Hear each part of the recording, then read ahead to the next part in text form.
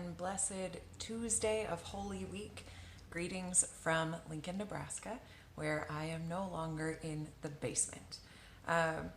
We are doing daily devotion reflections leading up to Maundy Thursday and Good Friday and Easter Vigil and Easter Sunday. So today I'm talking about the foolishness of the cross. The readings that are selected for today are all about how ridiculous the things that we as Christians believe in actually are. We don't often think about them that way because they, over centuries, have become, one of the absolute dominant religious forces in the world. And so we, I think, take for granted a lot of things about our faith so often. But in reality, the things that we believe as Christians are really, really radical, and they're a little nonsensical.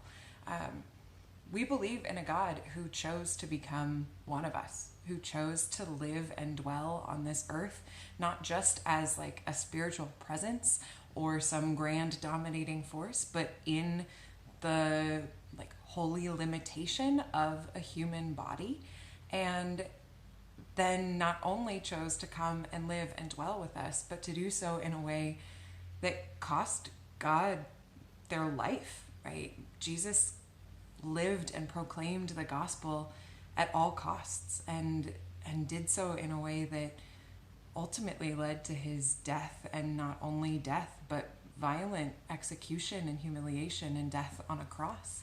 And the reading for today, one of the readings for today, comes from 1 Corinthians, and Paul writes that the message of the cross is foolishness, but that we know that it is the hope and the power and the love of God. And I think that right now, that is a message that becomes more and more obvious all the time. That this faith that we proclaim isn't about having all the answers. It isn't about fixing all the problems. It's about proclaiming a God who is with us through everything, through it all, even to the point of death. And right now, I think that that is the message of a God who we really, really desperately need. A God who is with us through it all and will be with us even to the end of the age. And this week, the holy story that we remember, that we bear witness to in these various services and reflections and everything that we do, this story is one of a God who is humble enough to go into all of the hardest, darkest, scariest places with us, and from that darkness remind us that death doesn't have the final say, and that this story doesn't end where we think the story is going to end.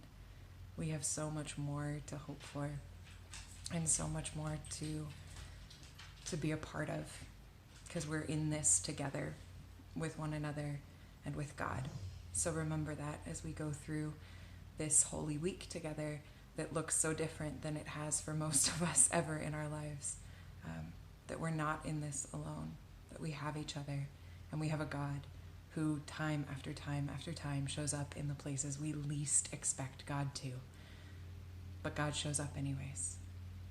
I hope that you find a sign today of God's withness with you, wherever you are, whatever you're going through. There's nothing that can separate us from the love of God. Peace be with you today and always.